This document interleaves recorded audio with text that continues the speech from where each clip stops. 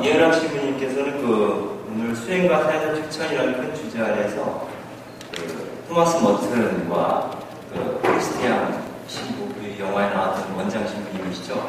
두 증언자의 경우를 들어서 이야기를 해주실 텐데요.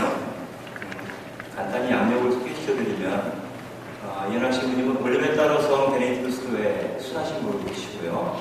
광주 카톨릭 대학을 졸업하고 로마 그레고리안 대학에서 교부학 석사학위를 받으셨고요. 올리베 따로성 베네딕토 수도원장을 지내신 바 있습니다. 그동안 쓰신 책으로는 내가 사랑하는 교부들이라고 분노 출판사에서 나온 책이 있고요. 성경은 읽는 이들과 함께 자란다 라는 책인데 이거는 렉시오디리나와 상관이 있는 책입니다. 그 외에 이제 번역하신 책으로 토시디우스의 아우구스티누스의 생애, 그리고 말씀에서 샘솟는 기도, 교부들의 길, 이런 책들이 있습니다. 그러면은 1시간에서 1시간 10분 정도 먼저 신부님 강의를 듣고 나서 질의응답으로 이어가도록 하겠습니다. 여러분 반갑습니다. 제가 박규호 신부님 뒤에 이렇게 강의를 하게 된 것은 거의 박규호 신부님 급으로 대접을 받는 것인 것 같아서 대단히 영광스럽게 느끼시기도 하고 좀 두근거리기도 하고 그렇습니다. 아까 박 신부님께서 강의하시면서 이제 베네딕토 수도교치 잠깐 이야기하시면서 전주 이야기를 하셨거든요. 전주가 우리 베네딕토 수도자들한테는 굉장히 중요한 수행 중에 하나인데요. 제가 수행에 관한 이야기를 하려고 올라오면서 전주를 이렇게 함부로 어기고 있습니다.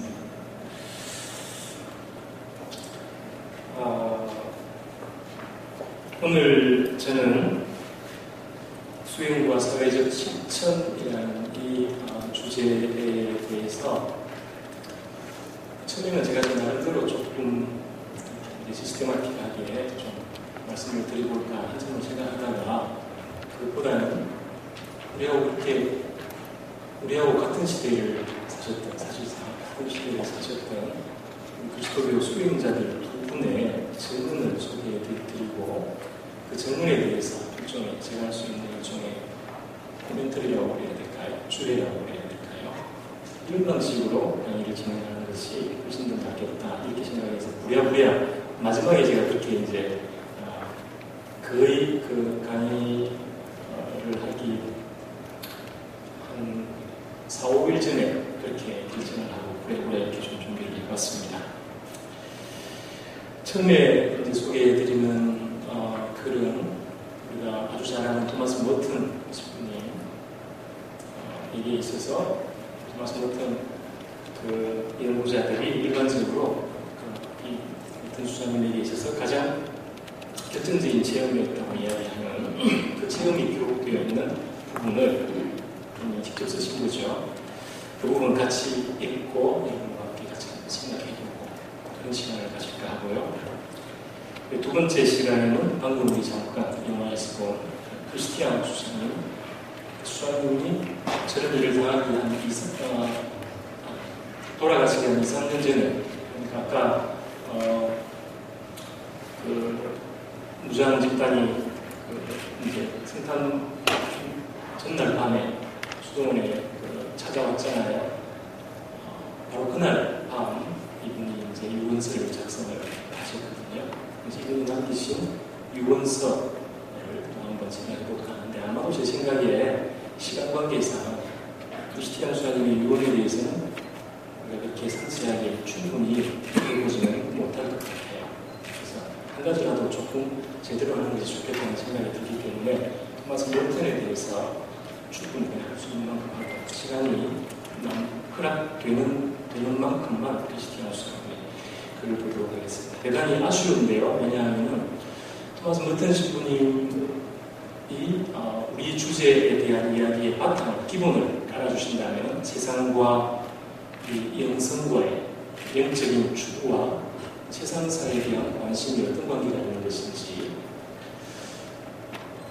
그런 이야기를 주로 해주신다면 크리스티안 수사님은 더 구체적으로 이제 세상과의 영성생활과의 관계와 우리 그리스도인들의 그리스도교 수행자들의 에게 구체적으로 어떤 방식으로 수행될 것인지. 그래서 옛날 이제 수도승들이 수행의 목록으로 삼았던 여러 가지, 이제 아까 박사님도 소개하셨습니다만 대단히 여러 가지 수행의 목록들이 있었는데, 이분들에 의해서 아주 현대적으로, 그렇지만 대단히 복음적으로 정해져서 재해석되고 다시 실천되는 그런 것들을 이제 보게 해주는 거거든요. 어쨌든 토마스 머튼의 글부터 먼저 읽어보도록 하겠습니다. 이 1958년, 그러니까 머튼이 수도원에 입회하시고 17년 혹은 18년 지난 후에 하게 되는 책임인데요. 흔히는 그냥 이제 Force and World 책임이라고 그냥 이렇게 부르더라고요. 이게 그 수도원 그 잉글랜드 루이빌이라는 작은 도시, 그 도시의 그 장수 이름이에요. 거기서 어떤 본문을 보면 알게 되겠지만 어떤 체험을 하게 되는데, 이 체험의 기록인데요. 이 기록은 두 가지 버전으로 진행됩니다. 첫 번째 버전은 머튼의 그 개인 일기, 1958년에 생긴 일기이기 때문에 58년도 일기에 하루 지난 뒤에 기록이 되어 있고, 이거 대단히 짧게 기록이 되어 있고, 두 번째 버전은 이제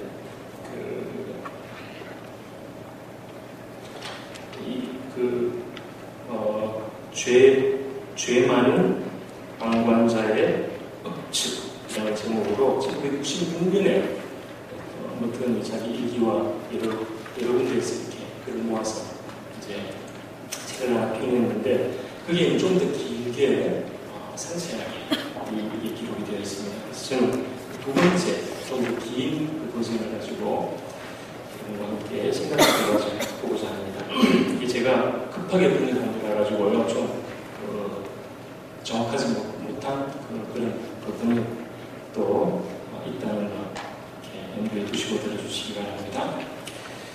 루이빌 쇼핑가, 사과와 월넛가가 만나는 모퉁이에서 불현들 이런 자갈이 나를 압도해왔다. 그러니까 이게 이제 그냥 단순히 어떤 생각이 아니고 어떤 때 어떤 느낌이나 어떤 생각 같은 것이 쳐들어온다고 해야 정확한 그런 체험이 있잖아요. 그렇죠? 그런 종류의 체험이었던 거예요. 일종의 영적 체험이었음이 분명합니다. 내가 이 사람들을 사랑한다는 것, 그들은 내 사람들이고 나 역시 그들의 사람이라는 것, 우리가 서로에게 완전히 낯선 타인일지라도 결코 서로 아무 관계없는 존재일 수는 없다는 것. 이 자각은 마치 어떤 꿈에서 깨어나는 것과도 비슷했다. 수도승들이 어떤 별세계, 포기와 거룩함으로 이루어진 별세계에 살며 세상과 분리되어 있다는 미망, 거짓된 자기 소외라는 미망에서 깨어나는 일과 비슷했던 것이다. 세상과 분리되어 사는 거룩한 삶이란 온통 환상이 따릅니다. 그렇다고 내가 내 성소나 내 수도승 생활 자체를 의심한다는 말은 아니다. 수도원에 살면서 너무도 쉽게 지니게 되는 세상으로부터 분리되어 산다는 관념이 그 자체로 완전히 환상이 다름이라는 말을 하고 있는 것이다. 수도소원을 함으로써 거의 천사, 영적 인간, 내적 생활의 인간 등으로 표현되는 데서 보듯 우리 수도승들이 마치 다른 류의 존재가 된다는 생각은 환상에 지나지 않는다. 수도승 생활의 전통적 가치는 대단히 실제적인 것이 분명하지만 수도승 생활의 그 실제가 매일의 일상생활이라는 구체적 세상 바깥에 있는 것도 아니고 세속을 멸시할 자격을 부여해 주는 것도 아니다. 서로 세상 바깥에 산다고 하더라도 우리는 모든 사람들이 사는 똑같은 세상 안에 사는 것이다. 다시 말해 폭탄과 인종차별의 세상, 기술문명과 매스미디어의 세상, 거대 기업과 평면의 세상에 살고 있는 것이다. 우리 수도승은 하느님 속해 있기에 이 모든 것들에 사람들과는 다른 태도를 취한다. 그러나 실상은 모든 이가 다 하느님께 속해 있다. 우리는 어쩌다 보니 이를 자각하게 되고 이러한 자각에서 서원을 하게 되는 것뿐이다. 그렇다고 해서 우리 수도승들이 다른 이들과 다르거나 심지어 더 나은 존재라고 생각할 수 있는가? 이것은 온통 본말이 전도된 생각이 다릅니다. 우리는 다르다라는 환상에서 해방되었다는 느낌이 내게 너무도 큰 안심과 기쁨을 준 나머지 나는 거의 큰 소리로 웃음을 터뜨릴 뻔했다. 이런 행복감을 이렇게 달리 표현해 볼 수 있을 것 같다. 하느님, 제가 다른 사람들과 같아서 제가 다른 사람들 가운데 한 사람일 따름이어서 고맙고 또 고맙습니다. 이 책까지 나온 그 표현 중에 단어 중에 제일 중요한 단어 두 가지가 다 나왔다고 생각해요. 하나는 다르다는 표현이고 하나는 같다는 표현입니다. 그래서 우리가 세상과 어떻게 같은지, 세상과 다르다니 어떻게 다른지 이걸 이해하는 것이 우리 영성생활에 있어서 가장 중요한 부분이고, 특히 지금 우리 주제 수행과 혹은 영성과 사회적 실천이 어떻게 연결되는지를 이해하는 데 있어서 관건이 되는 부분인 것 같아요. 수도생활 입문 후 16, 7년 동안 나는 수도승들 의식의 저변에 그토록 만연한 순전한 환상에 지나지 않는 이런 생각을 지니고 살아왔던 것이다. 인류의 한 구성원이라는 사실은 영광스러운 운명이다. 이 인류가 서로 어리석고 끔찍한 짓을 수도 없이 저지른다고 하더라도 그러하다.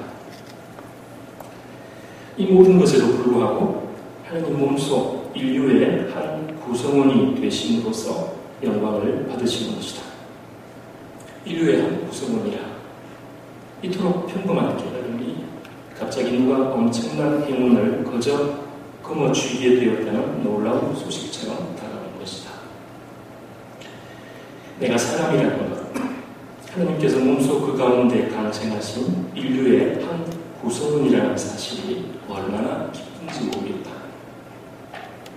인간 현실의 슬픔과 어리석음이 나를 압도할 수 있었듯이 이제 나는 이렇게 우리의 본래 면목을 깨닫게 된 것이다. 모든 사람이 이것을 깨달을 수만 있다면 얼마나 좋을까. 그러나 이런 것은 말로 설명이 되지 않는다.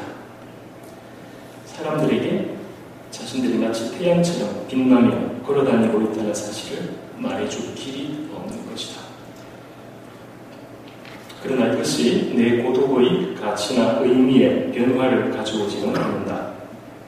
왜냐하면 고독이야말로 이런 것들을 선명히 깨닫게 해주는 것이기 때문이다.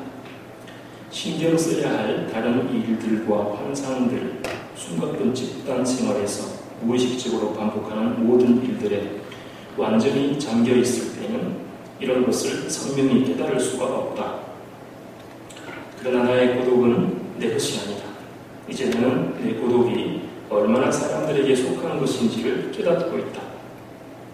나는 단지 나 자신과 관련해서만이 아니라 그들과 관련해서 이 고독에 대한 책임감을 느끼고 있다. 내가 홀로일 수 있는 것은 그들의 덕이니 이것은 내가 그들과 하나이기 때문이다. 그리고 내가 홀로 있을 때 그들은 그들이 아니라 바로 나 자신이다. 타인이란 존재하지 않는다. 그 순간 나는 불현듯 그들 마음속의 비밀스러운 아름다움을 그 깊이를 본 듯했다. 죄도 욕망도 그 어떤 자기인식도 도달할 수 없는 그들의 본래 면목, 그 심장부를 본 듯했다. 하나님께서 보시는 그대로 그들 각자를 보는 듯했다. 자신의 있는 그대로의 이 모습을 그들 모두가 스스로 볼 수만 있다니.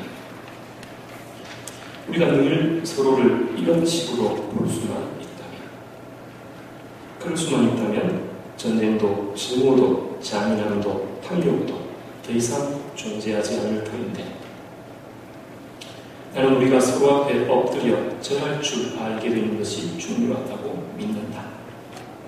느끼시겠지만 이게 이제 단순히 상대방을 존중하고 예의를 바치고 하는 차원이 아니고 상대방 안에 들어있는 하느님을 인식하기 때문에 상대방 안에 있는 하느님께 경배한다, 조배한다 그런 표현인 거죠. 그러나 이것은 눈으로 보아 알게 되는 것이 아니고 오직 특별한 은사로 말미암아 믿고 이해될 수 있을 따름이다.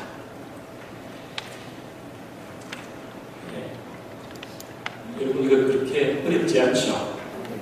굉장히 실감나게 설득력 있게 와닿으면서도 이게 어떤 하나의 단순한 그 생각 차원에서 나오는 이야기가 아니고 대단히 깊은 영적인 체험이 뜨든 이렇게 묘사되고 있는 거라는 거 느끼고 계실 텐데요.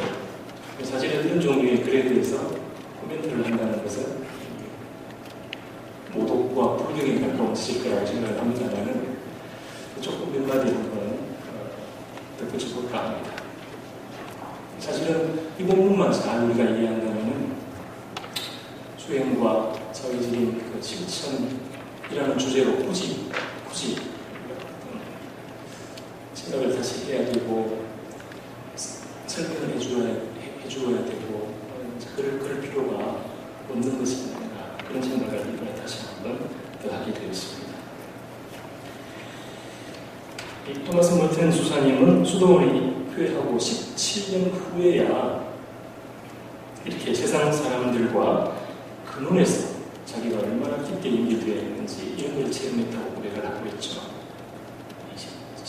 토마스 멀튼 같은 분에게 17년 걸렸다면 이것이 참 사실은 보통 일이 아닙니다.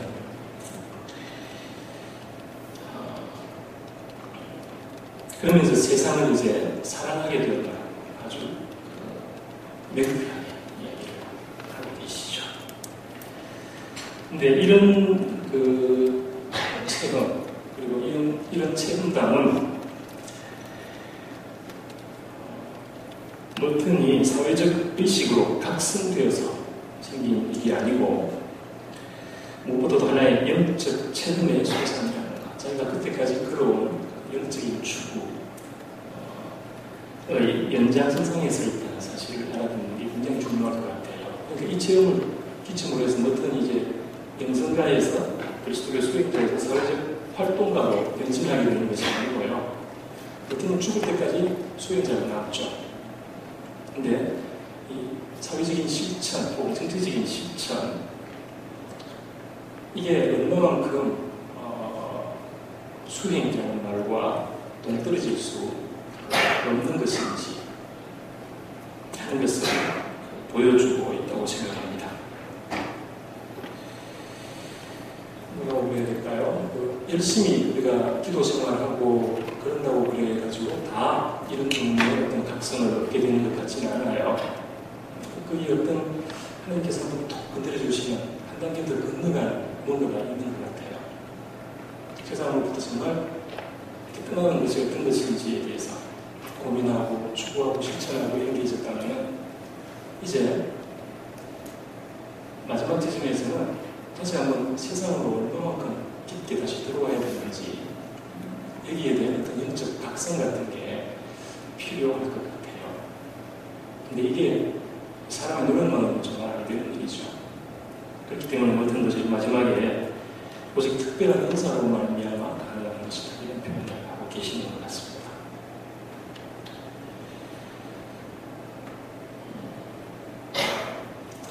자기 자신의 내면에 대한 자기 자신의 본래 면목에 대한 깊은 어떤 각성 같은 거기도 하지만 근본적으로는 타자 발견이라고 생각해요.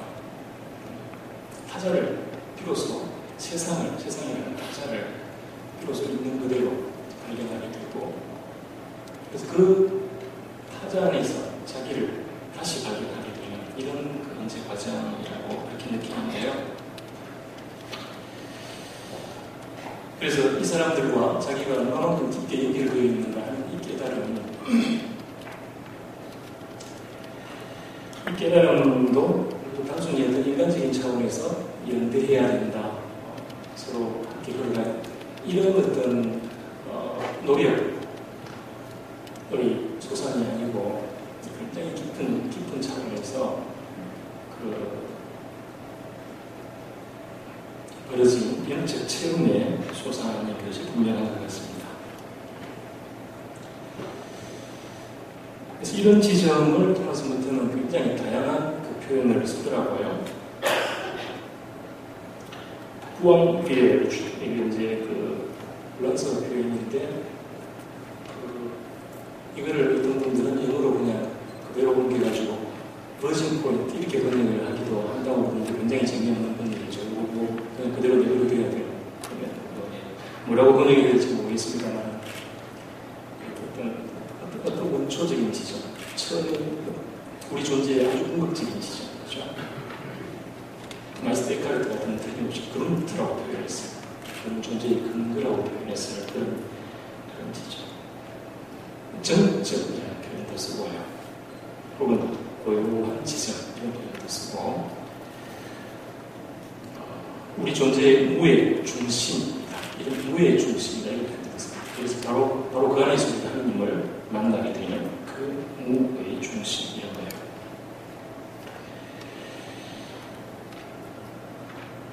다른 책에서는 토마스 머튼이 어떤 표현을 또 하기도 하는가 하면, 우리의 본래 면목으로 깨어나면서 우리는 단지 우리 자신만을 발견하는 것이 아니고 세상을 발견하고 자녀와 형제들을 발견하고 그리스도를 발견한다. 이런 표현을 하세요.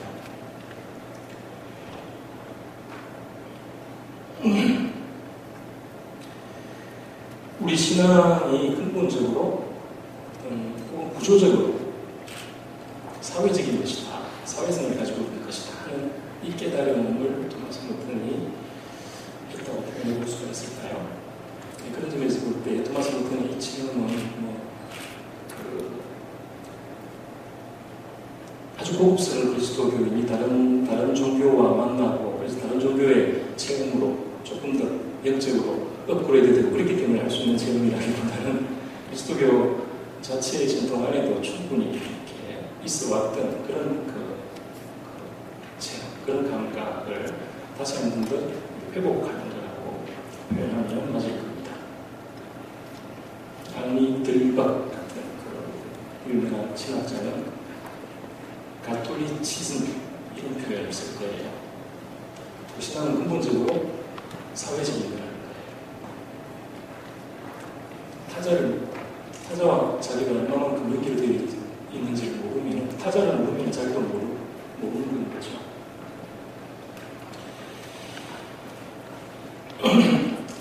그래서 바로 이 깨달음의 지점에서 이제 토마스 머튼은 비로소 안심하고 세상이 얼마나 좋은 것인지, 세상이 얼마나 좋은 선물이지, 인생이 얼마나 좋고 고마운 것이어서 우리가 얼마만큼 충분히 만끽해야 하는 것인지, 영어에 appreciate 그러면 고맙다는 말도 있지만 만끽하다, 감상하고 음미하고 이런다는 표현이 있잖아요. 그런다는 뜻이 있잖아요. 아르헨티나의 국민 가수라고 불리는 분 있잖아요. 저기 메르세데스 소사죠. 그라시아스 라 비다 이러잖아요. 인생이 정말 고맙다고 말하죠. 그 지점에 토마스 머튼이 하는 거죠. 그래서 자기가 사람 중에 하나라는 사실, 그 단순한 사실이 이 사람을 그렇게 기쁘게 만들어주는 거죠. 사람 중에 하나로서 살고 있는 이 인생, 이게 얼마나 고마운 일인지, 그 자체로 얼마나 하나님께서 보신 일이 좋았다 그러셨듯이 얼마나 좋은 일인지, 그래서 그런 사실을 마음껏 기뻐하고 감사하게 되는데요. 이제 그 기쁨과 감사로 사람들이 살고 있는 세상을 사랑스럽고 따뜻하게 바라보는 시선을 얻게 되는 거죠. 그래서 이 지점 이후에 토마스 머튼의 글들은 칭찬하고 이 순간 이후에 나온 글들하고는 마치 다른 사람이 쓴 것처럼 그렇게 글의 내용이나 이런 게 다르죠.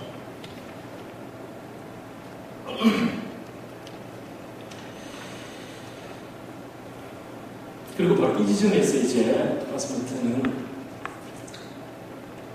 어떤 자기가 죄스럽다는 느낌 그걸 가지게 돼요. 무슨 이야기인가 하면 그 이전에는 세상은 자기가 관심할 영역이 아니었던 거예요. 세상은 원래 어차피 죄도 많은 거고 어차피 내가 해도 안 되는 거니까 세상에 벌어지고 있는 수많은 그 불행한 일들 제자 가득한 공의의 영으로는 세상에 기쁨과 희망 한숨, 탄식, 눈물 이런 것들에 공감, 염려, 관심 이런 상태가 되어있지 못했던 거죠. 그 이전에. 그러니까 그 이전 상태를 굳이 이야기한다면 이제 죄 없는 방관자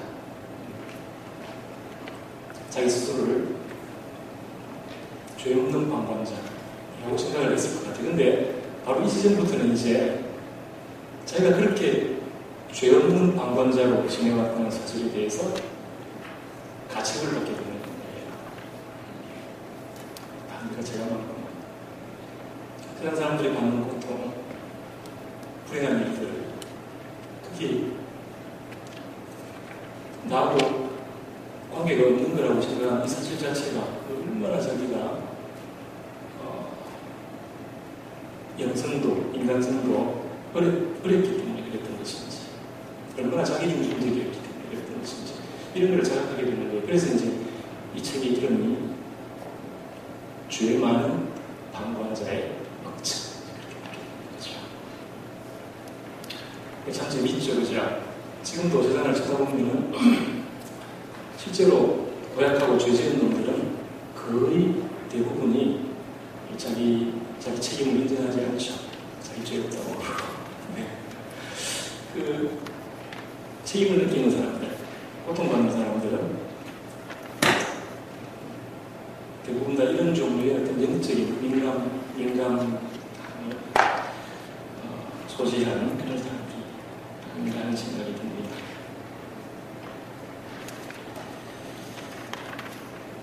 그리고 여기서 이제 그 성속 분리라는 그 환상에 토마스 멀튼이 그 암암리 수도승들뿐만 아니라 사실 교회 구성원들 오늘날도 마찬가지라고 생각해요. 암암리에 거의 무의식에 적용해서 거룩함의 영역과 속된 영역이 따로 있다고 봅니다. 전체의 영역과 신앙의 영역이 따로따로 놀아야 한다고 보는데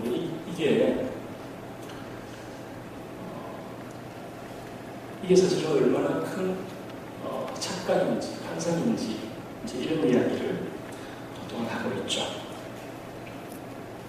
수도승 전통 일각에서 빠지지 않고 계속 나오는 이야기가 콘템프투스 문디라고 해가지고 있습니다. 우리말로 그대로 그냥 직역하면 세상 혐오일 거예요. 세상을 혐오하는 사람들이 수도승들이라는 거예요. 근데 이게 굉장히 잘못된 표현이고 이 표현을 통째로 폐기해서는 안 되지만 잘 씻어가지고 말려가지고 다시 써야 되는데 소독해가지고 우리가 혐오해야 될 것은 세상 자체가 아니고 그 세속주의 그럴 때, 그죠? 속물근성 그럴 때 세상 모든 사람들을 지배하고 있는 그런 세상의 정신이라고 할까요? 그런 거 있잖아요, 그죠? 그거에 대한 그 부정이지 세상 자체에 대한 세상 현실 자체에 대한 부정은 아니라는 사실. 오히려 세상 자체는 정말 하나님께서 당신 외아드님을 보내서 희생시키기까지 할 정도로 사랑하셨던 그런 대상이라는 사실에 대해서 그 세상 혐오가 아니라 세상 사랑, 아무런 이제 이런 지점에 토마스 멀튼이 접어들게 됩니다. 이 성속 분리라는 것이 토대가 되어가지고 나오는 것이 오늘날 이제 우리 한국 교회 현실 안팎에서요, 우리를 굉장히 많이 괴롭히고 있는 정교 분리라는 이야기인데요. 우리 시대를 주무르고 있는 큰 몇 가지 상투어들이 있거든요. 그 중에 저는 대표적인 거라고 봐요.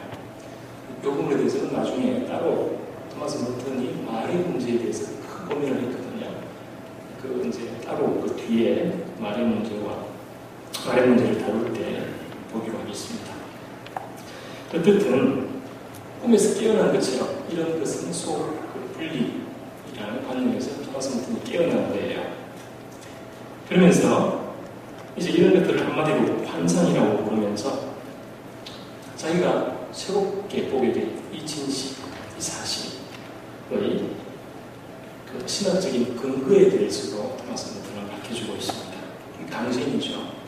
하느님께서 그 중에 하나가 되신 바로 그 인류의 한 구성원이라는 사실, 자기가 한 구성원이라는 사실을 기쁘지 않을 수 없다는 말에 있을 때는 충분히 느낄 수 있죠.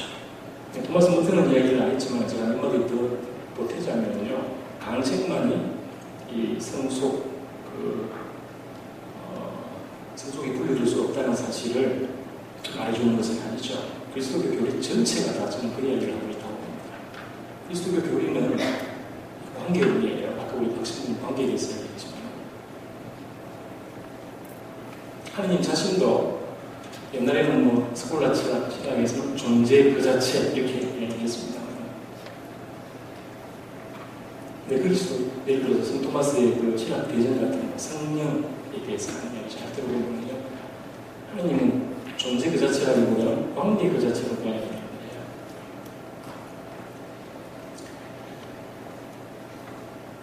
그래서 우리 하느님의 제일 중요한 이름이 임마누엘이잖아요. 우리와 함께 계시는 하나님. 그냥 계시는 하나님이 아니고 함께 계시는 하나님이죠. 함께 계시기 위해서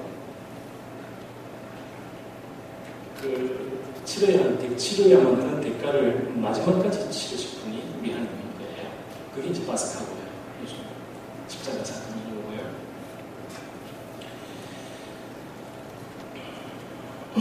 아마도 그 하느님의 이런 부분에 대한 이야기는 여러 신학자들이 많이 했지만 신학자이기도 하고 증거자이기도 하고요. 본회폰 목사님이 아주 잘 이야기를 해주셨다고 생각합니다. 그 다음에 토마스 머튼은 이런 데서 그치지 않고 한 걸음 더 나아가서 이제 수행이, 특히 토마스 머튼이 가장 집착한 수행이 고독의 수행이거든요. 이 수행의 사회적인 역할을 이야기하고 이 고독의 수행이 가지고 있는 어떤 새로운 가치를 이런 각도에서 재발견하게 되죠. 이것은 자기 자신을 죄스러운 방관자로 인식하는 그 인식의 필연적인 귀결이라고 해야 될 겁니다. 그래서 정말 참된 의미에서 고독했기 때문에, 다시 말해 세상 사람들이 중요하다고 하는 그런 가치들의 지배에서 굉장히 자유로운 그런 지점에 들어가 있을 수 있었기 때문에,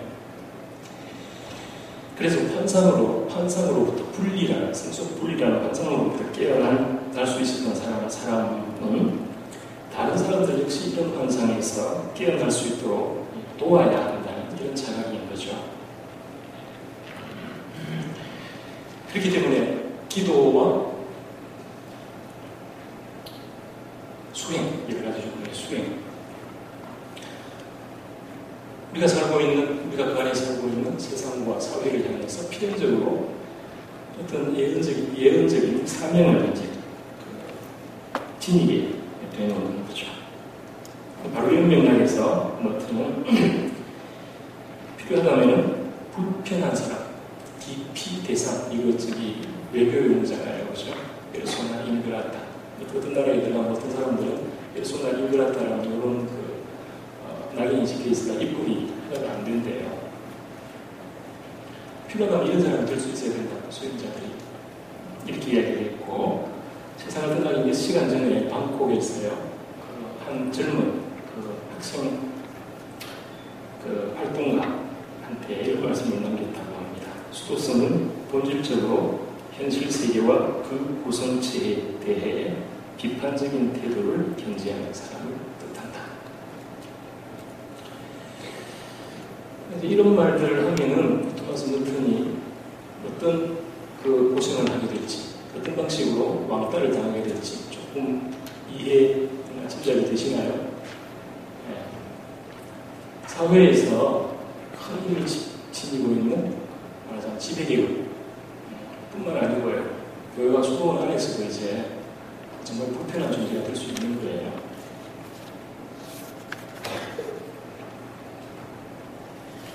헨리 나우의 친구님이 토마스 멀튼에 대해서 짧지만 아주 좋은 글을 쓰셨죠. 여기 보면 이제 이런 말씀을 하십니다. 토마스 멀튼은 관상의 가면을 벗기는 일이 관상적 삶의 본질에 속한다는 사실을 이해했다. 관상이라는 건 뭐냐? 있는 그대로 보는 거거든요. 하나님께서 세상을 하나님께서 보실 때 있는 그대로 보잖아요. 자기가 보고 싶은 대로 왜곡시켜서 보는 게 아니라 있는 그대로 보죠. 관상은 하나님의 이런 시선에 참여하는 걸 보죠. 근본적으로.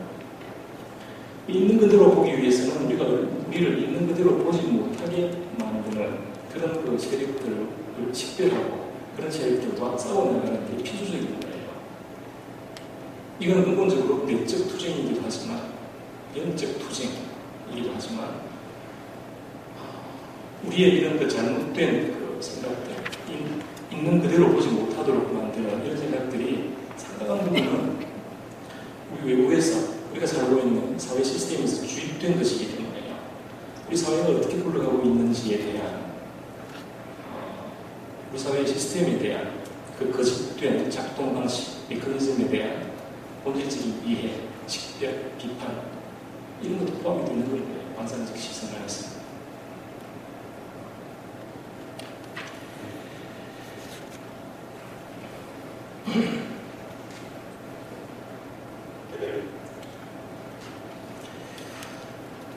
그러나 그 과정을 통해서 그는 자기 자신과 동료 인간들에게 차라리 숨기고 싶은 현실들을 드러낼 준비를 갖추게 되었던 것이다. 차라리 몰랐더라면 얼마나 좋았을까? 차라리 몰랐더라면 얼마나 편안했을까? 아마 그런 생각을 했을 것 같아요. 토마스 멀튼도. 근데 일단 본 이상은 이야기하지 않을 수 없는 거예요. 안 보이거나 그게 정말 안 보여서 안 보이거나 보기 싫어서 안 보이거나 안 본 상태에서는 말을 하지 않아도 괴롭지 않죠. 근데 본 상태에서는 이야기하지 않으면 괴로운 거예요. 자기 진실, 자기 진리를 대신하는 거거든요.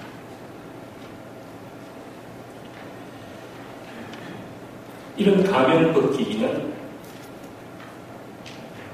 하고 싶으면 하고 말고 싶으면 말하는 게임 같은 것이 아니고 두려운 의무이다. 이렇게 이야기하고 있습니다.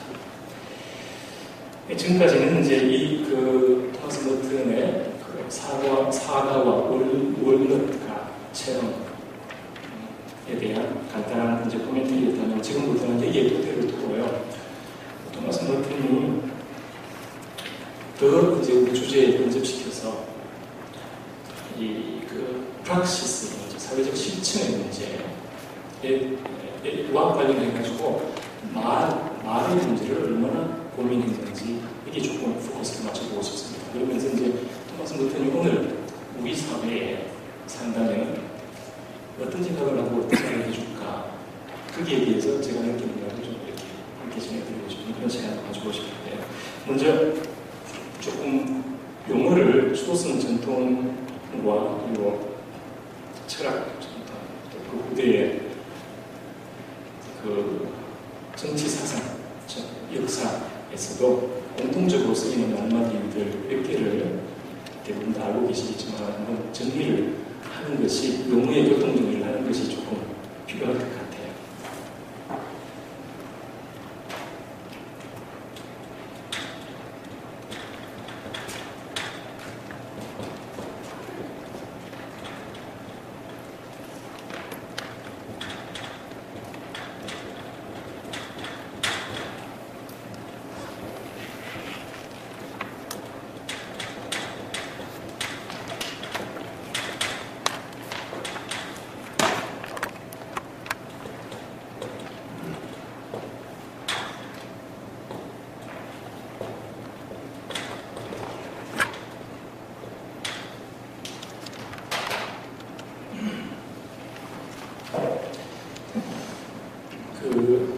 관상과 활동, 이 그 카테고리는 여러분들 아시겠지만 성경에는 안 나오는 말이에요. 성경의 카테고리가 아닙니다. 휘락 철학의 카테고리예요.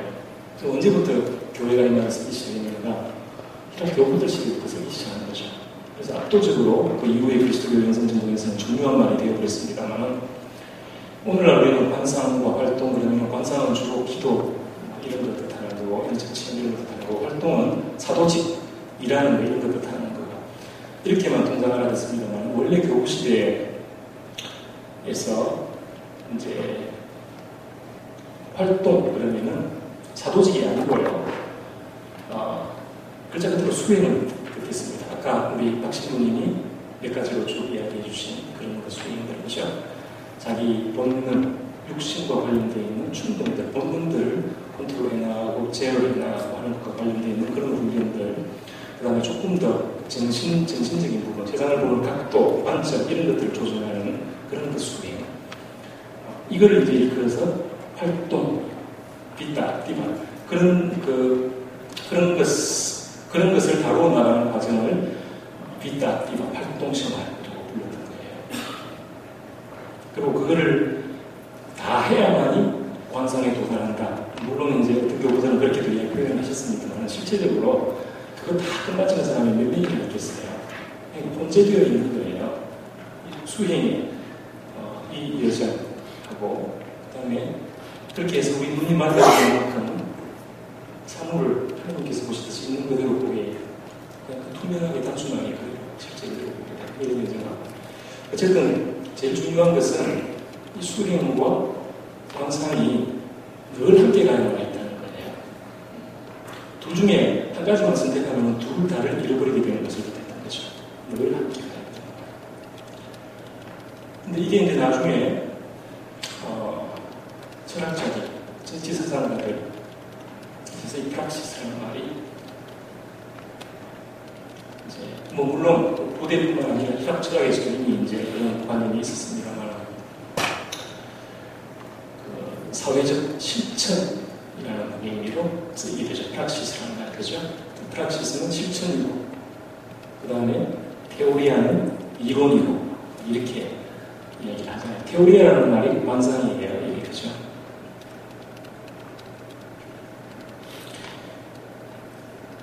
그래서 지금 이제 우리가 토마스 모튼과 함께 잠깐 살펴보려고 하는 한나 아렌트의 경우가 아주 전형적인데요. 한나 아렌트에게 있어서 프락시스는 뭔가 하면 저 빗다, 악티바, 수행, 그 활동 생활에 있어가지고 가장 그 순수하고 가장 가치 있는 고차원적인 단계의 정치적인 실천, 정치적인 각성과 그에 실천, 이걸 이제 프락시스라고 보죠.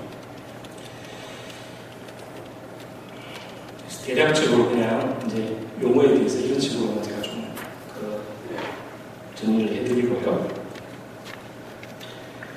토마스 머튼이 이제 58년의 이 책임 이후에 점차 사회와 세상 현실, 역사를 수행안에 통합시켜 나가는 이런 예정을 이제 본격적으로 끌어나가게 되는데, 여기 굉장히 결정적인 역할을 끼친 인물이 한나 아렌트예요. 토마스 머튼의 일기를 보면 부인할 수가 없어요. 토마스 머튼은 굉장히 큰 충격을 받았어요. 한나 아렌트를 읽고. 한나 아렌트의 그 책, 인간의 조건 책인데요. 부제가 비타, 비만일 거예요. 우리 교회 사람들은 통상 이제 활동 이렇게 번역을 하겠죠. 활동 생활. 근데 이 책의 요지는요, 한글로도 흔히 되어 있습니다. 이 책의 요지는 오늘날 그 시민사회에서 그 공적 영역과 그 가치에 대한 그 관심, 헌신 이런 게 대단히 말하자면 줄어들어 버렸죠. 그죠?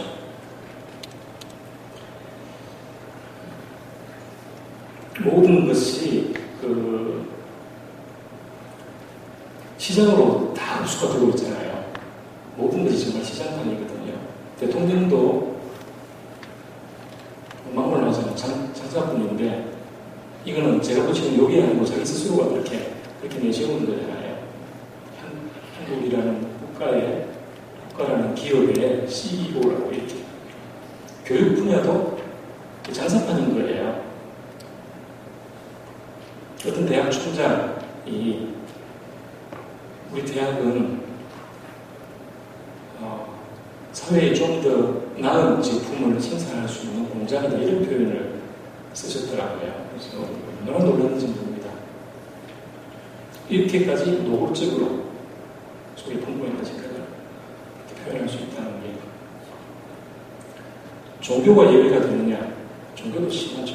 종교도 정말 시장판이 되어가고 있다는 그런 우리가 사람들이 다 하고 있고 더 이상 종교가 사회를 염려하지 않는다고 그러잖아요. 교회가 사회를 염려하는 게 아니고 사회가 교회를 염려한다고 그러잖아요. 시장과 현상과 관계되는 거죠. 공적 능력에 대한 관심, 사람과 사람들이 함께 살아나가기 위해서 서로 자유로운 인격체로서 생각과 힘을 합쳐나가는 이런 일련의 과정으로서의 정치, 행위라는 이런 그 감각이 거의 전적으로 상실되고 있는 사회에 살고 있는데 이미 한나 아렌트가 살고 있는 그 시대에도 그랬던 거예요. 그 한나 아렌트는 이렇게 되어버린 데 대해서 가장 큰 원흉이 그리스도교라고 본 거예요. 왜냐? 그리스도교는 역사적으로 관상과 활동 이야기를 하면서 늘 관상에 따르면 압도적인 우위를 부여하고 세상에 대해서, 세상과 그 세상에서 살아가기 위한 일들에 대해서는 부차적인 관심밖에 쏟지 않았기 때문이라고 이렇게 얘기하죠. 그래서 그 한나 아렌트의 인간의 조건이라는 이 책 전체는 사실은 어떻게 보면 관상생활이라는 테오리아, 비오스 테오레티코스에 대한 아주 체계적이고 정교하고 역사적이고 철학적인 비판이라고 보면 될 거예요. 스스로를 관상가라고 그리스도교 수행가라고 철석가적이라고 생각하고 있었던 토마스 머튼이 이게 얼마나 큰 충격이 되었는지 충분히 이해가 가죠. 그런데 토마스 머튼은 이게 그리스도교적인 그 관상의 가치에 대한 위협이라고 보지 않고 참된 그리스도교적인 관상의 가치를 다시 복구시킬 수 있는 현대에 쓰여진 저술 중 관상생활에 대한 가장 심오하고 중요한 옹호라고 보는 거예요. 제가 생각해도 그런 것 같아요. 제가 보기에도. 이 작품이 나오고 난 이후에 이른바 영성신학이라는 신학 분야가 있잖아요. 하시는 분들이 관상에 대한 이야기를 하면서 어떻게 이런 이야기를 빠뜨릴 수가 있는지 저는 참 이해가 안 갑니다. 토마스 머튼은 굉장히 빨리부터 이제 그렇게 한 사람인 거죠.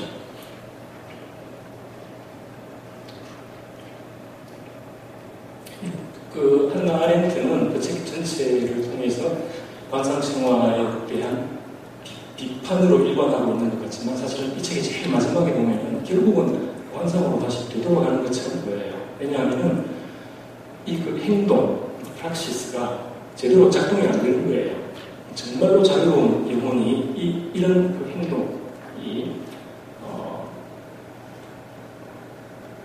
이런 행동을 제대로 할 수 있는 영혼들이 극히 소수에 불과하다는 사실을 알아차리고 그 이유가 뭔가 하면 관상적인 능력, 사유의 능력, 테오리아의 능력이 부족한 데서 찾고 있는 것 같아요. 약간 해석이겠지만요. 적어도 최근에 나온 그 작지만은 굉장히 그 중요하고 재미있는 책, 피로사회라는 책 아세요? 한등철 선생님하고 제독 철학자인데 신학자예요. 원래 신학 전공하자입니다. 그분이 이 한나 아렌트를 이렇게 읽습니다. 그 토마스 머튼도 그렇게 읽었다고 생각해요. 저는.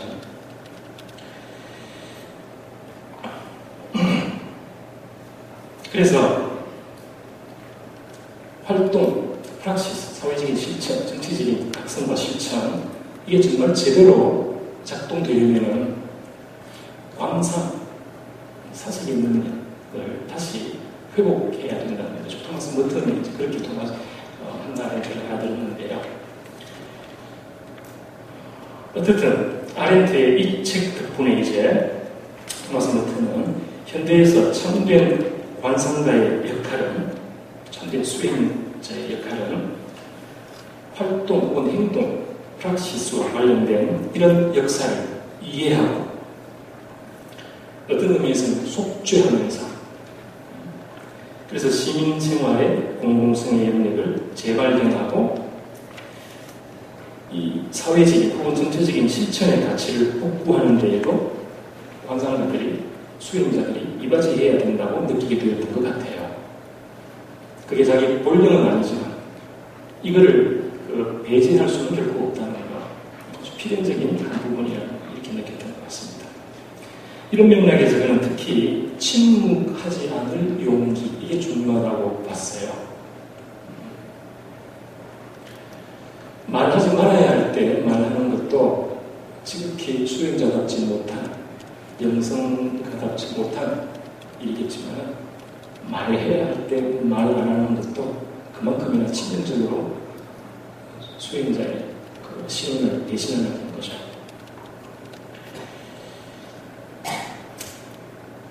특별히 이 말의 문제가 왜 중요하다고 토마스 모튼이 느꼈는가 하면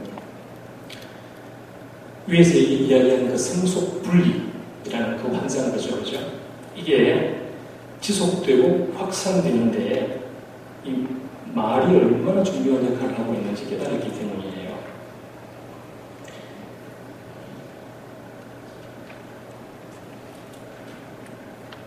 참된 사유의 힘 혹은 관상의 힘 이게 상실이 되게 될 때, 이게 흐트러지게 될 때 이제 세상 사람들이 특히 매스미디어들이 우리한테 심어주는 그 말들이 우리 전쟁을 실질적으로 지배하게 된다는 거죠. 토마스 모튼은 굉장히 일찍 이 사실을 깨달았는데 그러면 매스미디어들이 그 말을 통해서 사람들의 정신을 지배해 나가는 굉장히 효과적인 전략이 뭔가 하면은 일종의 모든 말들을 왕국 카피처럼 만드는 거예요. 그렇게 해서 상투어들을 많이 만들어내는 거예요.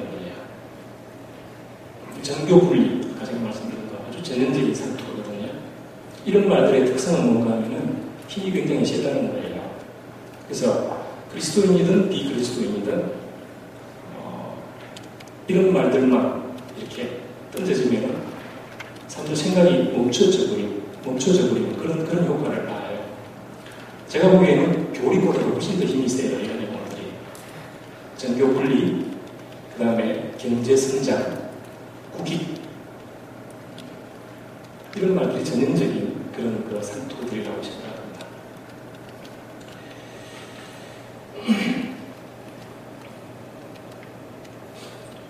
그래서 우리가 이런 말들에 함몰되게 된다는 것은 그 관상가로서의 굉장히 중요한 어떤 자질, 수행자로서의 굉장히 중요한 자질 하나를 상실하게 된다는 것을 뜻하게 되는 거죠.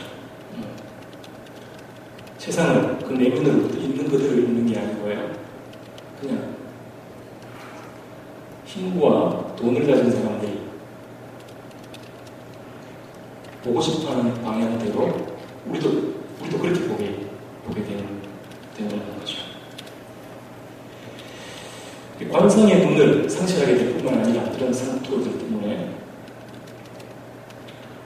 토마스 머튼이 또 약간 그 후에 못지않은 관심과 정리로 이제 읽었던 책이 같은 한나 아렌트의 예루살렘의 아이히만이라는 책이에요.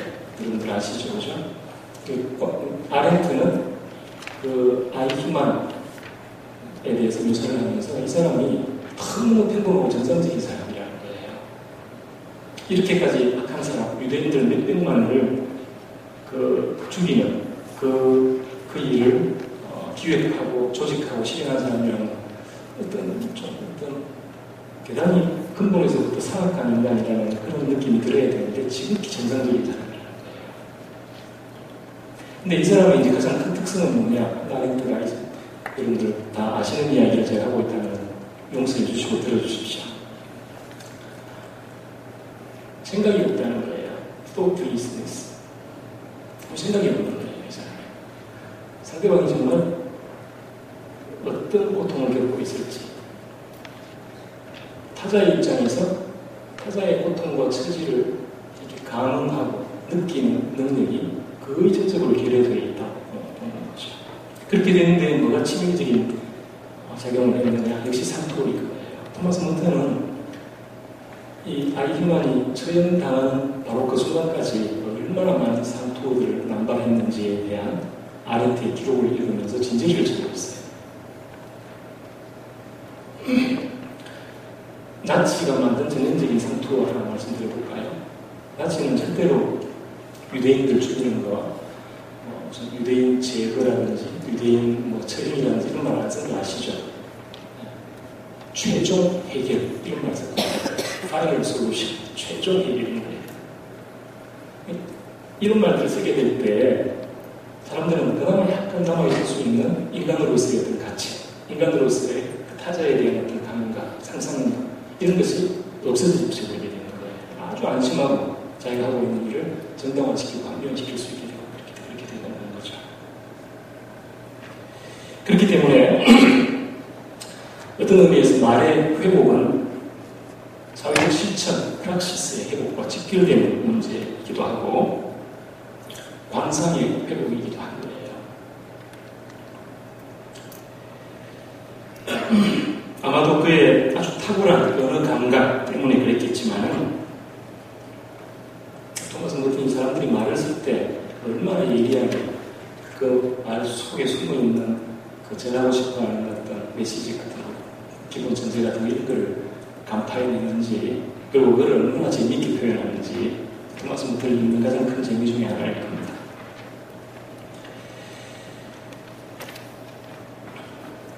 그는 1960년대에 미국 사회에서 특히 정치와 언론 영역에서 그랬지만 교회와 수도 안에서 얼마나 수많은 이 상투어들이 남발되고 있고 사람들의 정신을 지배해 나가고 있는지 하나님의 말씀이 아니고 이런 말들이 사람들의 정신을 지배해 나가고 있는지 알아차렸죠.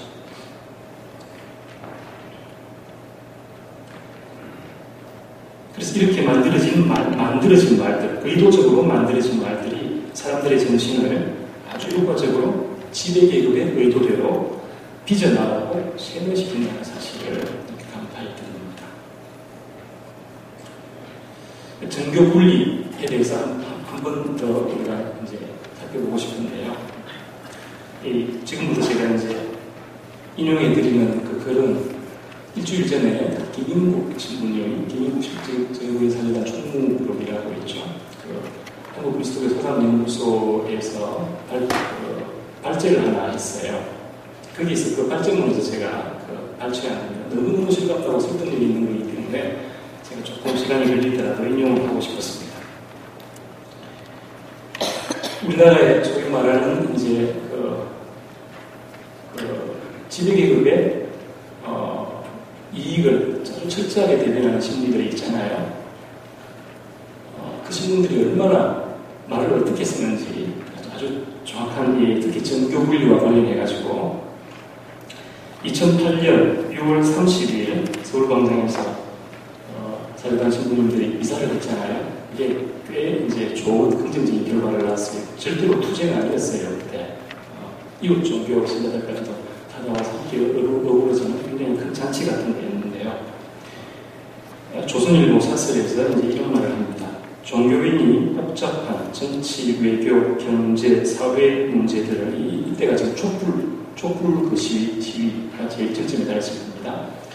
종교인이 복잡한 정치, 외교, 경제, 사회 문제들을 선과 악의 이분법으로 재단하다 발을 헛짚게 되면 종교의 권위는 어찌 되겠는가? 어쨌든 종교도 지금 이 순간에는 이성의 목소리를 내야 한다. 종교는 종교의 위치에서 가능할 때 더 큰 의미와 무게를 지닌다. 이렇게 이제 사설에서 나왔습니다.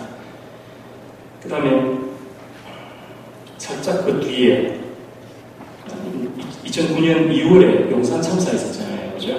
그때 또 이제 용산 참사 진상규명과 희생자를 위한 위력미사를 동원했죠. 그때 많은 교회 안팎의 사람들의 공명을 이제 이끌어냈습니다. 이때도 조선일보 이제 이런 사설을 싣고 있습니다. 모두가 힘들고 각박한 시대에 국민이 종교인에게서 가두투쟁을 이끄는 전사의 모습을 찾겠는가. 이게 전형적인 사토들 중에 하나예요. 가두투쟁을 이끄는 전사의 모습을 듣고 싶은 거예요, 사실 이렇게.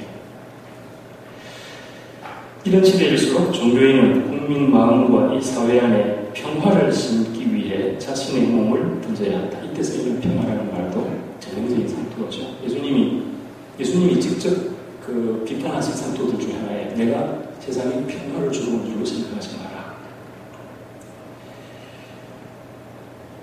우리 모두가 힘을 합쳐 이 어려운 시대를 타고 넘어가자는 말이다. 이런 식으로 이야기를 하죠. 그 다음에 또 어떤 그저 해가지고 2010년 3월에 봉헌사 영진선님 바라든가 관련해가지고 또 조준이 모습이 시끄러웠거든요. 그때 또 어떤 사설을 신문하면 종교와 정치는 부엌과 척간처럼 멀리 떨어져 있을수록 좋다. 기가 막힌 표현이에요. 부엌과 척간처럼. 그런데 여기까지는 이런 말을 써요. 종교는 정치에 관여하지 말아야 한다. 이런 말을 쓴단 말입니다. 근데 2004년에 사학개정법 문제 때문에 개신교 목사님들이 머리를 깎고 똑같은 촛불 시위가 벌어졌던 서울광장에서 똑같은 촛불 시위를 하시거든요, 목사님들이. 그때 조선일보가 어떤 글을 쓰는지 소개해드릴게요. 종교계의 시국선언이 따른다는 것은 그 사회의 운행에 빨간불이 켜졌다는 뜻이다. 예수교 장로회의 성명은 여론을 무시한 정부의 독주가 도를 넘어선 데 대한 우려가 종교계에서 확산되고 있음을 보여준다. 종교인들의 목소리는 결국 교인의 목소리이고 나아가 국민의 목소리다.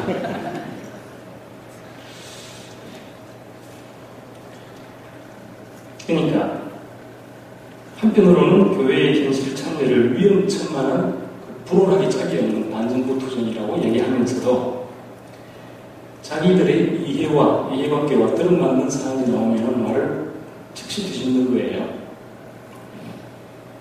그러면서 빛과 소금의 역할을 하고 있다고 찬양을 하는 게 이런 식입니다. 종교는 현실의 삶을 무가치한 것으로만 보지는 않는다. 종교는 오히려 현실을 열심히 진지하게 각지게 살 것을 권유한다. 종교가 중요한 시기마다 정치적인 현실에 대해 예언자적으로 발언하고 신도들에 대해 행동의 준칙을 제시하는 것은 바로 그러한 이유에서다. 강정 문제나 사대강 문제나 용산 문제가 나왔을 때 절대로 이런 발언을 안 했어요. 그죠? 종교인의 이 같은 현실 참여는 흔히 빛과 소금의 역할에 비유되곤 한다. 이게 똑같은 펜에서 나온 글이에요. 자, 여기서 우리가 어떤 결론을 내릴 수가 있겠습니까?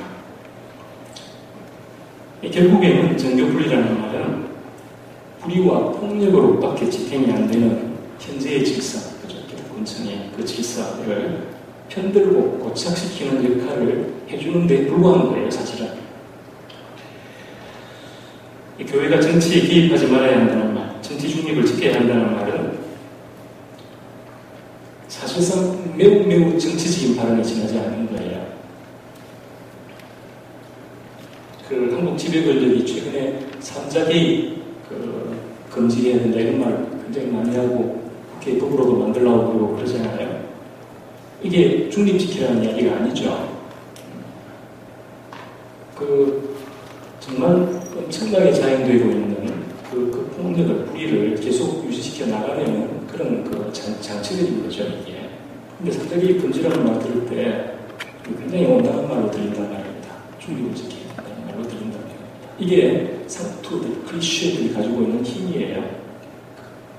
광고가 그렇잖아요. 광고가 무의식을 건드리는 거거든요. 상토들이 정확하게 그런 역할을 한다고 봅니다. 그러니까 이게 이제 이 부분은 제가 우리 지금 여기 와 계시는 미신학연구소 김동현 소장님 발표하신 글에서 제가 읽었는데요. 세계사를 보나 국내 역사를 보나 이 정교분리라는 이야기는 사실에 있어서는 종교를 정치 세력의 하위 파트너로 기능시키려는 또 다른 형태의 정교 결합의 경우가 흔하다는 거예요. 국내사는 말할 것도 없고 세계 역사를 봐도 아주 자주 발견되는 사실인 거죠. 이러한 태도는 저는 좀 심한 말로 비치기도 합니다만 전혀 심하지 않다고 생각해요. 악마적이라고 불러도 된다고 생각해요. 정교 분리 이야기를 쉽게 하는 이 태도는 악마적이에요. 왜냐? 마르코복음 1장 12절에서 예수님 마귀를 쫓아내시잖아요. 마르코복음서에서 제일 먼저 신앙 고백을 하는 존재가 악마거든요. 마귀예요. 근데 마귀가 신앙 고백만 하는 게 아니고 무슨 이야기를 듣고 싶냐면은 예수님 어찌하여 우리를 간섭하시려는 것입니까? 이렇게 얘기해요. 그러니까 생각의 중심이 나오고 신앙 고백만 제대로 했으면 신앙이 안 된다는 그런 그 사실을 우리가 이 대목에서 읽을 수 있다고 생각합니다. 참된 신앙 고백은 입으로만 하는 게 아니고 하나님으로 하여금 우리 삶에 간섭하시도록 허용해드리는 그런 의미가 신앙인을 신앙인으로 만드는 거죠. 그렇지 않을 때에는 이 악마의 신앙 고백을 닮은 것이라고 얼마든지 이야기를 할 수가 있고 또 무신론, 이론적인 무신론보다도 사실에 대해서는 훨씬 더 위험한 실천적인 무신론이라고 만들 수도 표현할 수도 있는 거라고 생각합니다.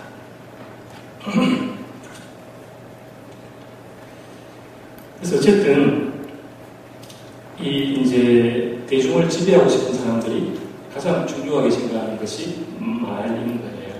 그래서 우리 지금 현재 우리 사회의 정치의 문제, 경제의 문제, 교육의 문제, 종교의 문제보다도 더 심각하고 중요한 문제가 언론의 문제인 것이 바로 이 지점에 있다고 저는 생각합니다. 언론이 자기 손아귀에 있다고 생각하기 때문에 저렇게 파렴치하고 뻔뻔스러운 일을 계속 저지를 저렇게 짜릿게 할 수가 있는 거예요.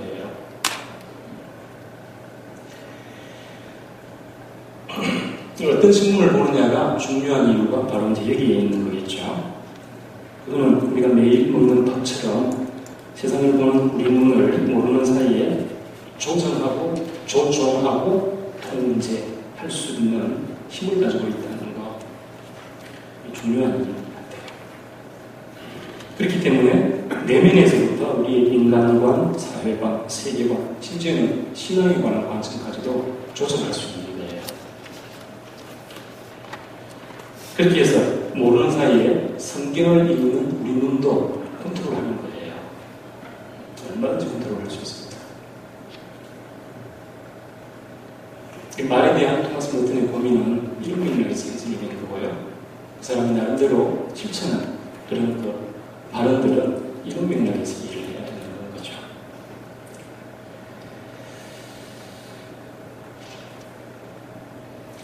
저 개인의 조심스러운 어떤 주장이라고 볼까요? 이 말의 문제에 대해서 우리 그리스도인은 가장 좋은 그 대응책이라고 그래야 될까, 해결책이라고 그래야 될까, 뭐냐, 말씀으로 돌아가는 거예요. 토마스 머튼, 그 다음에 아틀라스의 일곱 수사님들, 크리스티안 수사님, 전부 다 렉시오 디비나 하는 말씀을 자기들 수행에 가장 근간으로 삼고 계시던 분들이었습니다. 그래서 그 말씀으로 하여금 자기 정신을 조형하고 세상을 보는 관점을 조형할 수 있도록 내버려 드릴 때에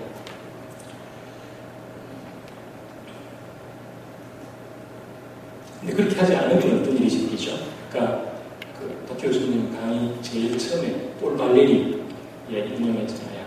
생각하는 대로 살지 않으면 사람대로 생각하게 된다고요. 하느님 말씀대로 생각하면서 그 생각대로 살지 않으면 저는 이렇게 풀어요. 그거를 하느님 말씀대로 생각하면서 그 생각하는 대로 살지 않으면 세상의 말들이 살라고 이야기하는 그대로 살면서 생각도 위로 따라가게 되는 거예요. 약간 다르게 표현해볼까요? 하느님 말씀하고 복음의 가치관하고 세상의 가치관하고는 이 물과 기름과의 관계에 있다고 봐야 올 거예요. 거기에 중립지대가 없어요. 하나가 옳으면 하나는 그렇고 일종의 이원론이 거기는 성립한다고 생각합니다. 이냐시오 인생주를 같은 거 해보신 분들은 느끼실 거예요. 그러니까 하나님의 말씀이 복음으로 하여금 하나님의 말씀으로 하여금 내 안에도 침투에 들어와 있는 세상의 그 말들, 음성들, 세력들을 식별하고 검열하도록 허락해드리지 않으면 어떤 일이 벌어지는가 하면요, 그냥 내가 모자란 사람으로만 남게 되는 게 아니고요, 그렇게 영적이지 못한 사람으로만 남게 되는 게 아니고, 이제 전혀 복음적이지 못한 그 세상의 말들이, 세상의 가치관들이, 그 세력들이 하나님의 말씀을 검열하게 돼요. 그래서 자동적으로 무의식적으로 우리를 불편하게 할 수 있는 말씀들, 우리에게 간섭해주고 주는 말씀들은 자동적으로 걸러내게 돼요. 그런데 전혀 스스로 의식하지 못하게 됩니다.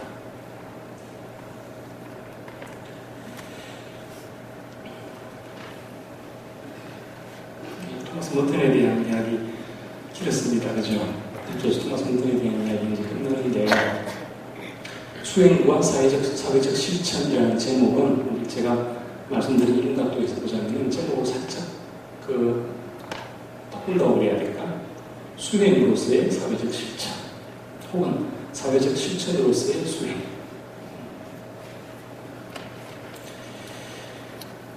크리스티안 원장 수사님의 이 유언에 대해서는 아주 간략하게만 한 5분 정도만 말씀을 드리고 싶습니다.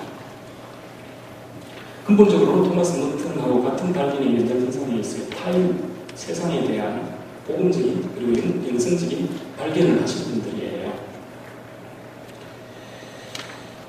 타자를 있는 그대로 만나고 있는 그대로 환대하는 것.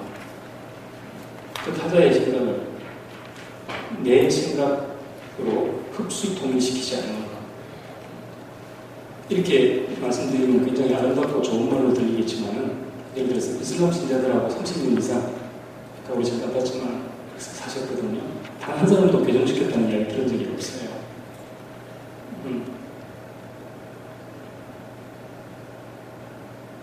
그리고 바로 그 사람들을 위해서 안 떠나죠. 그 말을 못 떠나는 겁니다. 그분 그렇게 메디컬하게 정말 종교적 체험이 다르고 관심이 다르고 그렇지만 함께 한 형제자매로 살아왔던 거죠. 그분들 안에서 예수 그리스도의 현존을 보아왔던 거예요. 여기 크리스티안 수사님의 유언 제가 읽지는 않았는데요. 한번 나중에 가서 한번 읽어보시면 맨 뒷부분을 보면 관상이 뭔지에 대해서 너무너무 잘 이야기해줘요. 그 타자들 안에 비록 내가 믿고 있는 그런 하나님, 내가 믿고 있는 그런 교리에 따른 하나님은 아니지만 하나님께서는 그 사람들을 내가 보는 거하고 다르게 보실 거라고. 당신 아들, 딸들로 볼 거라고. 하나님의 현존을 그 다른 그 타자들 안에서 그 타자의 다름을 제거하지 않고 충분히 하나님 현존을 뵙고 그 앞에서 절하는 거예요. 토마스 머튼이 절한다는 걸 했었잖아요.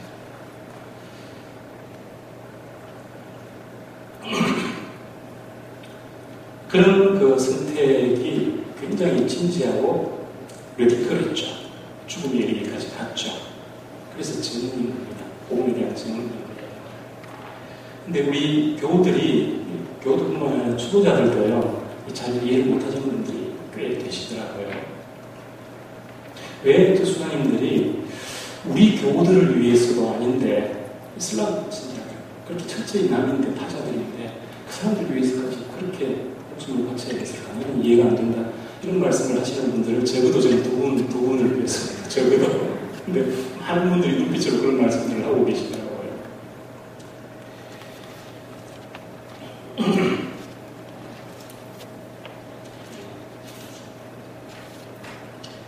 그 다음에 어떤 타자들을 그렇게 발견하고 있는 그대로 이렇게 수용하게 되고 그게 있으면 끝이 게 아니고 자기 인생을 그렇게 타자들을 위해서 바쳐진 인생으로 이해한다는 것. 그러니까 그 크리스토퍼스 수사님이 죽는 게 너무 두려워가지고 그렇죠. 그럴 때 크리스티안 수사님이 그런 말을 해주잖아요. 우리 인생은 이미 바쳐진 인생이라고. 저는 앞에 그거를 타자 수행이라고 부를 수 있을까 싶어요. 타자와 만나고 있는 자기한테 맞추지 않고 있는 그대로 타자를 존중하고 반대해드리는 수행.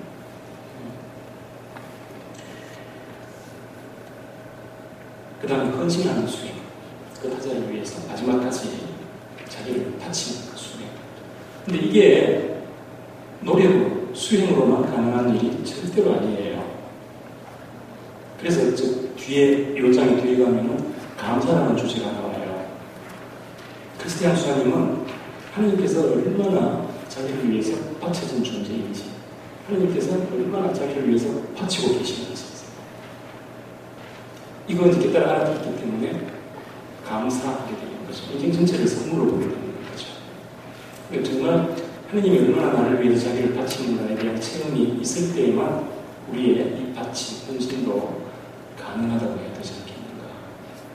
그렇지 않을 때는요, 서로 조금 가능하다고 치더라도 제가 잘난 사람이라 살게 되는 거예요. 그래서 늘 사람들을 가르치려고 들고, 교정해 주려고 들고, 주인공의 자리를 놓지 못하는 거죠. 그래서 얼마 전에 아주 옛날부터 그런 이야기를 했어요. 교회 안에서. 교회가 어머니가 교사다. 그런 표현도 많이 써왔지만 그 직후부터 에클레시아 도처에서 가르치는 교회잖아요. 그렇죠? 에클레시아 도처에서 가르치는 교회도 중요하지만 먼저 배우는 교회가 돼야 된다. 에클레시아 디션스. 배우는 교회가 돼야 된다. 교회가 사람들을 이끄는 스승이고 필자리니까도 해야 되겠지만 먼저 제자로서의, 예수님의 제자로서의 역할을 준수해야 사람들 가르치기 이전에 사람들 속에 이미 내려와 계신 성령의 음성이 귀 기울여드리고 그 앞에서 절하는 자세. 이런 자세도 우리 수행에 굉장히 중요한 자세 같아요.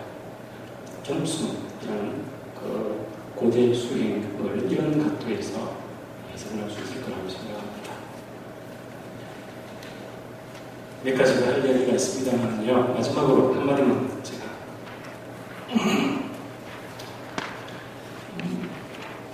마지막으로 하겠다는 이야기도 그렇게 안 중요한 것 같아서 그냥 이 정도에서 마치고요. 여러분 혹시 이제 함께 나누고 싶은 이야기, 질문 같은 게 있으시면 좀 들어보고 싶습니다. 감사합니다.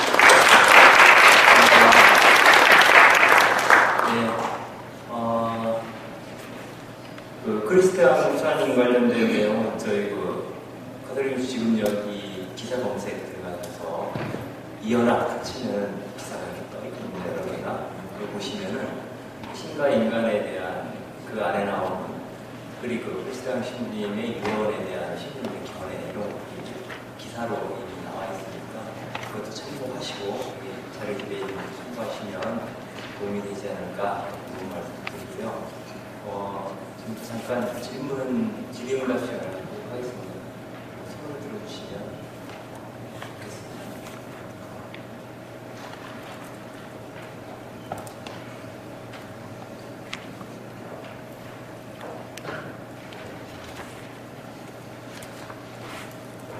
질문하실 건 없습니까?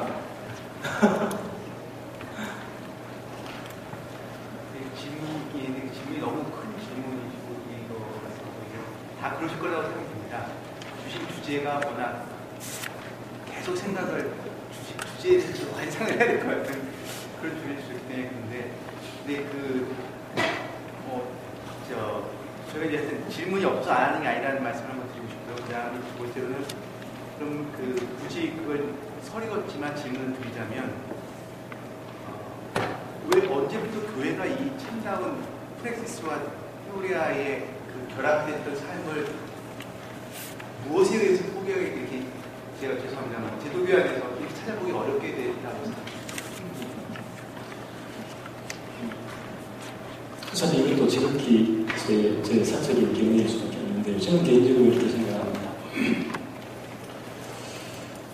교회가 작은 자리, 가난한 자리, 원래 출발했던 그 자리, 디아스포라의 자리, 박해받는 그리고 이해받지 못하는 소수자의 자리, 이건 우리 교회의 출발점이었거든요. 이 자리를 놓치게 될 때, 그래서 교회가 더 이상 박해받지 않고 종교의 자유를 누리게 된다는 것이 그렇게 좋은 일이지만 313년 우리 이제 그리스도교와 로마의 국교가 되잖아요. 그렇죠? 우리 교회 역사에서 좀 1차적으로는 긍정적이죠. 그렇죠? 박해 시대가 끝났으니까. 근데 긍정적이지만은 못한 치명적인 어떤 영적인 손상이 시작되었던 지점도 바로 그 지점이라고 생각합니다. 그렇게 해서 이제 교회가 박해받는 비주류, 박해받는 소수자가 아니고 박해하는 주류가 되어버린 거예요, 사실상. 감각을 잃어버리게 돼요. 원래 그 가난한 자리에서 가난한 숫자를 세보면 가난하고 약한 사람들이 훨씬 더 많아요, 세상에. 그런데 이제 그 계층 상승이라고, 신분 상승이라고 해야 될까요? 공적인 차원에서 이걸 이루었다고 해야 될까? 그렇게 될 때 복음서를 읽는 감각부터 시작해가지고 세상을 보는 원래의 감각이 둔감해졌다고 밖에 볼 수 없지 않겠는가, 저는 이제 그런 생각이 들고요. 그리고 이 지점에서 굉장히 의미심장한 것은 수도승 생활이 교회에서 탄생한 것이 바로 이 지점이라는 겁니다. 313년 살짝 앞선 시점에 수도승 생활이 탄생하게 돼요. 탄생해서 어디로 갔습니까? 여러분들 아시겠지만 사막으로 들어갔잖아요. 물론 그런들은 사회에 대한 어떤 비판적인 어떤 의식으로 박습이 되고 이런 건 전혀 아니었지만 그리스도인으로 하나님 말씀을 읽고 듣고 살고자 하는 사람으로서, 그것도 애누리 없이 좀 이렇게 살고 싶어 하는 사람으로서 굉장히 예리하게 신앙의 본능 차원에서 생수 스피드의 차원에서요 느꼈다고 생각해요. 그래서 이제 일부러 외곽지죠. 토마스 머튼이 수도승 생활 뿐만 아니고 예술가들과 관련해서 거예요. 이런 수도승이나 예술가들이나 이런 사람들은 사회의 변두리에 외곽지점에 늘 자리하는 사람이었다, 이런 표현을 해요. 굉장히 중요한 지식이거든요. 그런 자리를 계속 지키고 있음으로써 발언뿐만 아니고 그 자리를 지키면서 사는 그 삶 자체로서 그 중심부의 삶에 대한 어떤 예언적인 어떤 비판의 역할을 할 수 있었다고 이제 보았는데요. 대답이 됐는지 모르겠습니다만 저는 그런 방향으로, 현재까지는 그런 방향으로 생각을 하고 있습니다. 네, 감사합니다. 또 질문 있으신가요? 제가 오늘 오전에 잠깐 글을 쓰기 있어서 자료를 잠깐 보다가 경험했던 걸 말씀드리면은 김수환 추기현님께서 이제 81년도인가에 쓰신 글이 있어요. 그 글을 보니까 어떤 내용이냐면 당신께서 항상 그리운 시절로 돌아가게 되면 떠오르는 게 처음 보자 신고했던 그 가난한 한동훈이 수도승과 그 얘기를 하세요. 그러면서 그 모험적 총빈을 살고자 했으나 주교가 되고 추기경이 된 이후로 안 되더라는 거예요. 안 되고, 그리고 그 사회복지시설도 그 숱하게 방문을 했지만 한 번도 나서서 그 장애인들의 손도 제대로 못 잡아주고 수건을 들어준 적은 없다는, 악수 정도는 했겠지만. 그래서 자기 어떤 그 자책감에 빠져가지고 너무 부끄럽다 이런 얘기를 하세요. 그래서 이것이 추기경이라는 직책 때문에 불가피하게 이렇게 된 것인가, 이런 질문을 던져요. 그러면서 결국 추기경님이 맨 마지막에 하신 말씀은 그것은 추기경이라는 직책 때문이 아니라 내가 용기를 내지 못했기 때문이다, 이렇게 결론을 내리시네요. 그 다음부터 이제 사북 한방지역이라는 계속 다니시는 그러한 그 여정들이 있어요. 그래서 정말 복음의 어떤 근원에 해당되신 내용이 주로 이제 테오리아에 해당되는 이야기죠. 반상과 실천에 대한. 그런데 정말 그거를 자기 삶으로 살았던 분들 중에서 혹시 떠오르시는 분이 있으면 사례를 들어주시면 어떨까요? 글쎄요, 이제 통상 그러잖아요. 진짜 벽에들은 숨어 있다고 해요. 그래서 진짜 사시는 분들은 정체 안 드러내시는 데 성공하시는 것 같아요. 그런 각도에서 보면 저 같은 경우는 정말 이제 가짜인데요.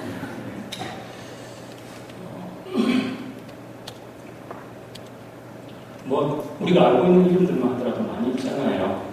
예를 들어서 도로스 데이 같은 분, 그 다음에 디트리히 본헤더 같은 분들도 마찬가지겠고요. 오스카 로메로 대주교님, 그분이 세례를 받았다 안 받았다 약간 소리 분분하지만 시몬드 베일 같은 분들이요. 이런 모든 분들의 특징이 뭔가 하면은 그 사회적인 실천이라는 것이 어떤 고급스럽게 의식이 사회적으로 각성이 됐기 때문에 한 걸음 더 나갈 수 있었던 사람들의 실천이 아니고 신앙인이었기 때문에 그리스도인들이었기 때문에 복음을 정말 연구에 없이 살고 싶어하는 마음이 있었기 때문에 어쩔 수 없이 그 길로 나가지 않을 수 없었던 분들이라는 그런 공통점이 있는 것 같아요. 오늘날에도 그런 삶은 얼마든지 가능하고 실제로 우리 눈에 떠있는 것보다는 그런 삶을 사시는 분들이 많다고 저는 확신합니다. 이름을 검명하면 싫어하시는 분들이 더 많기 때문에 저는 이름을 검명하기조차도 거예요. 뭐 우리 한상봉 선생님이나 저랑 같이 알고 있는 그런 이름들도 있을 거라고 생각하고요. 디아스포라 이야기에 대해서 조금만 더 말씀을 드리면요. 아까 김수환 주님이 말씀하셨는데 개인의 체험인데요. 우리 수도원이 이제 경상남도 고성 산골짜기에 있는데 그 산골짜기에 골프장을 짓겠다고 난리가 난 적이 있었습니다. 우리 수도원 바로 옆에. 알 수 없이 이제 우리는 먹고 살기 위해서 이제 골프장 반대 운동을 해야만 했거든요. 그 골프장 반대 운동을 하면서 보낸 세월이 한 4, 5년, 5년 정도 되는 것 같아요. 비교 보면 6년이기도 하고. 재앙과도 같은 그런 체험이었는데, 지금 저보고 하나님께서 이거 한 번 더 할 얘기 물어보시면 저절로 제가 보기가 힘들 것 같아요. 그럼에도 불구하고, 그게 얼마나 큰 축복이었는지, 저 개인에게 특별히 그렇고요. 우리 공동체 형제들에게도 저는 그랬다고 생각합니다. 그게 왜 큰 축복이었느냐? 그때 저로서는 처음으로 낮은 세상을 알게 된 것 같아요. 우리는 그래도 수도원이니까 수도자들이니까 대대적인 힘을 동원할 수 있는 연출들도 있고 그랬거든요. 그런데도 불구하고 우리의 그 억울한 사정들, 골프장을 짓겠다고 하는 사람들이 얼마나 거짓말을 해야 되는지 그런 진실들이 이렇게 전할 통로가 정말 없더라고요. 신앙 없으면 우울증 걸리기 딱 좋은 그런 이제 체험들이었을 겁니다. 근데 그때 제가 발견한 게 세상에는 그런 사람들의 숫자가 훨씬 더 많다는 거예요. 그러면서 이제 일종의 좀 반성이라고 해야 될까요? 꼭 우리만 살겠다고 이렇게 반대운동을 해야 되는 건 아니구나. 예를 들어서 우리 옆에 골프장 들어온 거 막았다고 해가지고 다른 데로 우리 건너간다면 힘없는 농가 옆으로 건너가게 된다면 그 힘없는 농민이 당하는 고통은 그럼 뭐냐 이런 고민 같은 걸 하게 된 거예요. 그러면서 이제 말하자면 그 바닥에 사는 약한 사람들 그 목소리가 전달이 되지 않는 그런 사람들의 세상을 조금은 알게 되었다고 감히 이제 그런 그 생각을 했습니다. 그러면서 그때 제가 경험한 게 성경이 다르게 읽히더라고요. 예수님께서 하신 말씀들, 하신 가장 중요한 말씀들, 그런 것들이 새롭게 다르게 읽히시고 굉장히 큰 도전으로 다가왔고요. 그런 경험이 있습니다. 그러니까 이거는 하나님께서 우리 수도자들의 어떤 양성을 위해서 돈 주고도 하지 못하는 그런 그 경험을 마치 선물처럼 재앙으로 경험이 됐지만 실상은 선물로 우리가 하게 됐던 것이 아닌가 싶고요. 아틀라스 수도원의 알제리의 수도원들이 떠나지 않겠다고 선택할 수밖에 없었던 그런 그 감각, 그 복음적인 감각도 자기들이 디아스포라에 있기 때문에 그래요. 원래 알제리에 사는 천주교인들은 주류잖아요. 식민지 종주국의 수도자들이거든요. 근데 이제 알제리가 해방이 되고 그다음에 그러면서 이제 많은 사람들이 사실 많은 그리스도인들이 알제리가 쫓겨났는데 저분들은 계속 남아서 사는 걸 선택을 했죠. 그러면서 이제 더 이상 그 사회에 어떤 괜찮은 사람들, 주류라고 부를 수 있는 그런 사람들이 아니고 정말 그 비주류, 약자, 소수자의 입장에서 살 수밖에 없었던 거예요. 그게 저는 근본적으로 우리 수도자들이 하는 가난 서원의 실천이었다고 생각해요. 지금들이 가난 수행의 그 실천이 바로 그런 그 디아스포라. 물론 자기들이 선택한 건 아니었지만 그걸 받아들인 거죠. 그렇게 되었을 때에 그렇게 예수님처럼 세상을 낮은 데서부터 이렇게 바라보는 그런 그 감각, 혁명가들처럼 세상을 뒤집어 엎기 위해서 그렇게 하는 게 아니고 그 신앙 때문에 그 영적인 감각으로 말미암아 세상을 낮은 데서부터 이렇게 바라보게 되고 얼마만큼 그 낮은 사람들과 하느님이 하나이시고 얼마만큼 자기와 그 사람들이 하나일 수밖에 없는지를 알아들어 나가는 이런 감각. 그렇기 때문에 그 선택 안 하면 안 되게 되는 거죠. 선택 안 하면 속된 말로 너무 쪽팔리는 거예요. 너무 괴로운 거예요. 그래서 이 그 디아스포라 수행 이게 현대적으로 우리가 사실 옛날 고대 사막 수도승들 수행 중에 자기 자신을 끊임없이 낯선 사람 만드는 이런 수행이 있었어요. 그러니까 계속 떠돌아다니는 거예요. 어느 지방에 가도 거기서 뿌리 내리지 않고 사람들한테 계속 낯선 사람, 경계의 시선을 받는 그 정도로만 머물고 또 다른 동기가 세미테이아라고 불렀어요. 자기 자신을 낯선 사람으로 만드는 수행이었던 거죠. 충분히 이해가 가는데 우리가 그렇게까지는 못한다 하더라도 현대 우리가 다시 한번 재발견하고 다시 실천될 수 있는 수행이 디아스포라 수행이 아닌가 그런 생각이 듭니다. 예. 일단 이현학 신부님한테 들을 얘기가 계속 나올 것 같긴 한데요. 시간상 짧게 해주세요.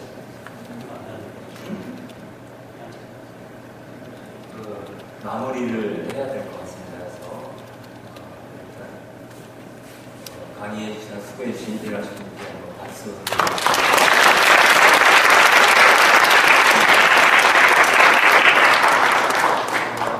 아까 이현학 신부님 강의 말미에 언어에 대한 말에 대한 말씀을 하셨거든요.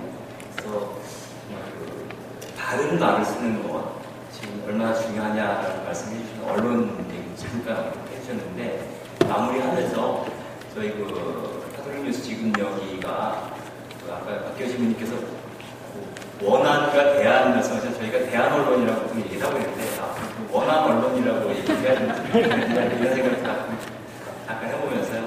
저희 카톨릭 뉴스 지금 여기를 이렇게 뒷받침해 주시고 이끌어 주신 아레민 선생님 모시고 잠깐 인사 말씀 듣고 마치는 것으로 이렇게 하겠습니다.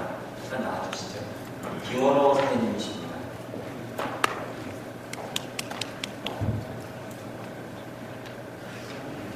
나오시는 동안 좋은 말씀 드리면은 저희가 가을에 한 번 더 특강을 하게 될 것 같아요. 그때 주제는 아직 확정은 안 돼 있는데요.